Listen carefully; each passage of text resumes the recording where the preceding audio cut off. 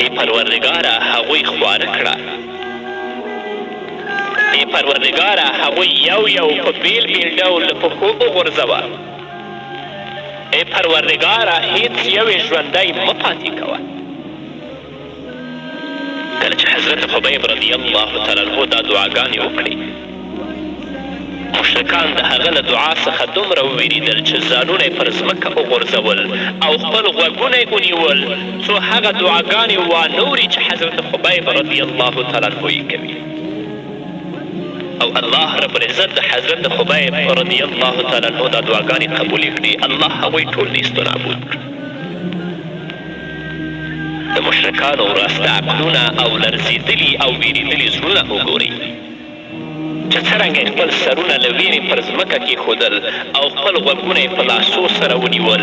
حال دا چې خبیب رضی الله تعالی عنه سرغړی او لوړ په خپلو پښو ولاړ او د ایمان او د ټینګښت یو ذره یې کمه شوې نه وه. هغه خپل استقامت او پایداري له لاسه نه ورکوله. نو درنو اورېدونکو، دغسې سختي او دغسې امتحان او ازموینه زموږ او ستاسو په لاره کې نشته، مګر په موږ لازمه ده چې په خپلو ذهنو کې یوه مهمه مسئله تثبیت کړو. هغه دا ده چې اسلام ډېر زیات ارزښتمن دین دی او د دغسې مېړنو په کوشش او مجاهدې سره موږ ته رارسېدلی دی. نو زموږ دنده ده چې د هغه په لاره کې د ځان او مال له قرباني څخه دریغ ونه کړو، په خپلو عقایدو ټینګ او نور هم هغه ته راوبلو.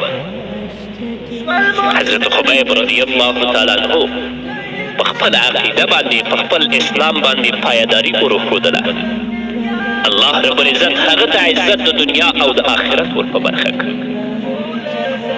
ځینې محدثین لیکي چې مشرکینو حضرت خبیب رضی الله تعالی عنه ته وویلې: ای خبیبه، ستا د ژوند آخري شېبې دي، کوم ارمان په زړه لري هغه ارمان دې ووایه. هغه د ارمان نه لري چې د مرګ نه زه خلاص شم، یا کومه دنیوي ارمان وي چې هغوی ته یې وړاندې کړي، بلکې دا وایي زما یوازینی ارمان دا دی چې چا زما سلام محمد رسول الله ته رسولی وی، ځکه هر طرف ته چې ګورم ټول مشرکین دي، مسلمانان څوک نشته چې زما سلام محمد رسول الله ته ورسوي. محمد رسول الله په مدینې منوره کې، خبیب په مکې مکرمه کې، جبرائیل علیه الصلاة والسلام د حضرت خبیب رضی الله تعالی عنه السلام محمد رسول الله ته په مدینې منوره کې وروړي او هلته رسول الله وایي وعلیکم السلام یا خبیب د سترګو نه اوښکې تویږي او خپلو صحابو ته وایي چې د خپل ملګري په حق کې دعا وکړئ چې په سخت حالت کې دی. نو الله رب العزت دې موږ ته هم په خپل دین باندې په خپله عقیده باندې ثبات او استقامت نصیب کړي چې دا د اسلام او د مسلماني تقاضا ده. نور به واورو درنو اورېدونکو، خو هغه د یوې دمې نه وروسته. اورېدونکو بیا هم زموږ سلامونه او نیکې هیلې ومنئ. درېیمه بېلګه د یوې مېړنۍ ښځې پایداري او استقامت دی. د الله رب العزت د دین په لاره کې د پایداري بله نمونه هغه مؤمنه ښځه ده چې د فرعون د لور د سینګارونې کار یې په غاړه و. هغې په الله رب العزت باندې ایمان راوړی و او د حضرت موسی علیه السلام رسالت یې منلی و. هغې ښځې د خپلو څلورو بچیانو د ژوند د بسا کولو لپاره مجبوره وه چې د فرعون د لور د سینګارونې کار قبول کړي. له دې مخکې خپل ایمان له فرعونیانو څخه پټ ساته، مګر کله چې ایمان د چا په زړه کې ځای ونیسي، له مجبوري د هغه اغېز په غړو او اندامونو کې څرګندېږي. یوه ورځ د فرعون د لور د سر د ویښتانو په ږمنځولو کې بوخته وه چې ناګهانه یې ږمنځه له لاسه پرېوتله او د بسم الله په ویلو سره یې هغه ږمنځه له ځمکې راپورته کړه. کله چې هغې سینګاروونکې ښځې هغه سپېڅلې کلمه په ژبه وویلې، د فرعون لور وپوښتل ستا مخه زما پلار دی؟ هغې ښځې ځواب ورکړ نه، بلکې الله زما او ستا د پلار پروردګار دی. د نجلۍ وویل خپل پلار له دغې مسئلې څخه خبره وم. سینګاروونکي په ټینګه بیا وویل یوازې الله زما ستا او ستا د پلار پروردګار دی. سبحان الله. هغه ساده ښځه چې کار یې د فرعون په کور کې دی د غره په څېر په خپلو دیني عقایدو کې ثابت قدمه ده. د فرعون لور سینګاروونکې ښځه خپل پلار ته وروسته او خپل پلار ته یې کیسه وکړه. فرعون دې ښځې ته وویل ای ښځې آیا ته له ما پرته بل پروردګار لرې؟ دې ښځې ورته ویلي هو زما او ستا پروردګار یوازې الله دی.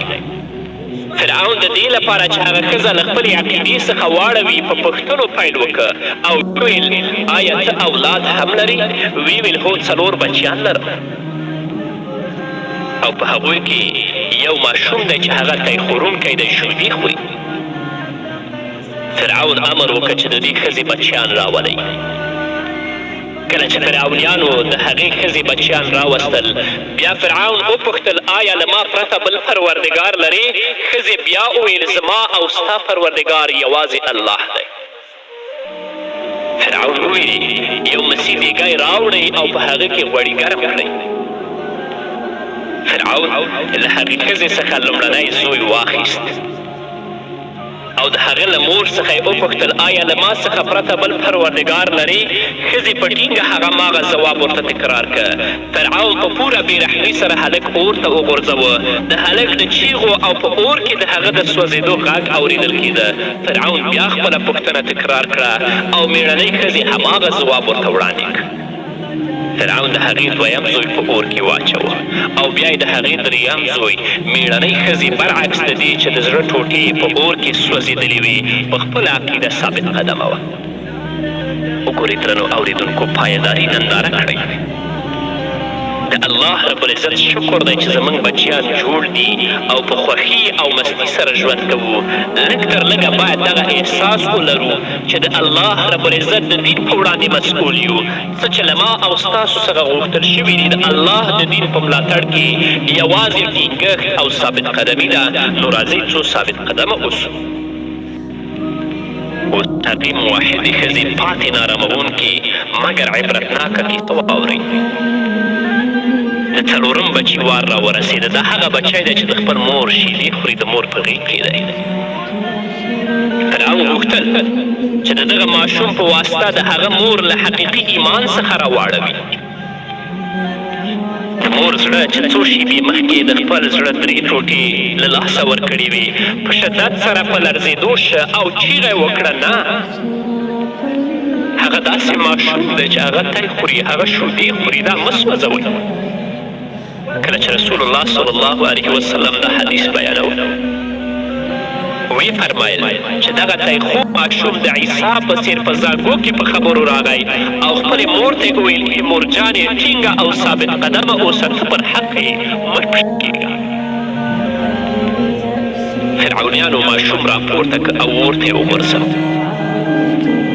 فرعون یو ځل بیا هغې ښځې ته وویل آیا له ما پرته بل پروردګار لري؟ هغې ښځې یو ځل بیا هماغه ځواب ورکړه زما او ستا رب هماغه الله دی بل رب نشته. په ځل فرعون امر وکړه هغه هماغه تنور ته وروغورځوي چې بچیان یې ورته په هغه کې اچولي وه. هغه زمانه امر ترسره شو مګر د هغې ښځې کیسه په هماغه ځای پای ته ونه رسېده. محمد رسول الله صلی الله علیه وسلم په صحیح حدیث کې فرمایي کله چې د حضرت جبرائیل علیه السلام سره یو ځای د معراج په سفر کې آسمانونو ته ولاړم نو هغه ته مې ویل ای جبرائیله دغه سپېڅلی او خوندور بوی چې آسمانونه یې نیولي دي د څه بوی دی؟ حضرت جبرائیل علیه السلام وفرمایل هغه نه پېژنم. محمد رسول الله صلی الله علیه وسلم فرمایي ما ځواب ورکړه نه. جبرائیل علیه السلام وفرمایل دغه بوی د فرعون لور د سینګاروونکې ښځې او د هغې د بچیانو د وجود بوی دی چې د ټول آسمان فضا یې خوشبویي نیولې ده. ګورئ درنو اورېدونکو زرګونه کاله وروسته د هغې ښځې او د هغې د بچیانو د روح خوندور بوی آسمانونه نیولي دي. نو ای مسلمان وروره او مسلمانې خورې په خپل دین ثابت قدمه اوسه او هر وخت د دین تبلیغ سره یوازې په وینا نه بلکې په نیک عمل سره د اسلام ملاتړ وکړه څو انشاء الله دغسې مقام ترلاسه کړي. په موږ او تاسو باندې خو دا مشکلات اوس نه دي راغلي، دا ستونزې را باندې راغلي دي، خپله په دین باندې عمل نه کوو، د الله رب العزت اوامر او د الله رب العزت احکام نه عملي کوو. دا خو لا پرېږده چې داسې ستونزې په موږ او تاسو باندې راشي او د هغه په وړاندې موږ او تاسو ثبات، پایداري او استقامت وروکړي. نو درنو اورېدونکو، د مرګ تر وخته پورې تاسو په خپل دین باندې ټینګ اوسئ. ستاسو دین ستاسو غوښه ده، ستاسو دین ستاسو وینه ده، ستاسو دین ستاسو ټول وجود دی، نو په هغه باندې ثابت قدمي او پایداري وروښیئ. د کفر او د انسانیت او د اسلامیت دښمنانو په فاسدو سیاستونو او فاسدو جالونو کې مه پوځئ چې د اسلام دین پرېږدئ. دا هغه شی دی چې موږ هغه ته اړ یو، نو د مرګ تر وخته به په ګران اسلام د هغه په تبلیغ او بلنه ټینګ اوسو او په نورو دینونو باندې د اسلام د لوړتیا او برتري او د هغه د بري په لاره کې هڅه او کوشش کوو تر هغه وخته چې الله رب العزت ووینو هغه له موږ څخه خوشحاله وي او د جنت په باغونو کې همیشنۍ نیکمرغي او هوساینه ومومو. نو ای پروردګاره، موږ د خپل جنت له وارثانو څخه وګرځوه. ای زموږ پروردګاره، موږ ته په اسلام دین او د هغه د ټینګولو پایداري او استقامت را په برخه کړه تر هغې ورځې پورې څو له تا سره لیدل کوو. ای د زړونو بدلونکي یا ربه، زموږ زړونه په خپل دین او ستا پر بندګي ثابت کړه. ای د مهربانانو ډېر مهربانه، زموږ زړونه په خپله او د ګران پیغمبر صلی الله علیه وسلم په مینه کې ثابت کړه او د خپل دین په لار کې موږ ته د عمل توفیق راکړه. نو درنو اورېدونکو، دا وه زموږ د نن ورځې خپرونه چې ستاسو درانه حضور ته وړاندې شوه. تر بلې خپرونې پورې چې زه بیا هم ستاسو درانه حضور ته راځم، تاسو ټول په لوی الله سپارم. پاتې ژوند مو نیکمرغه.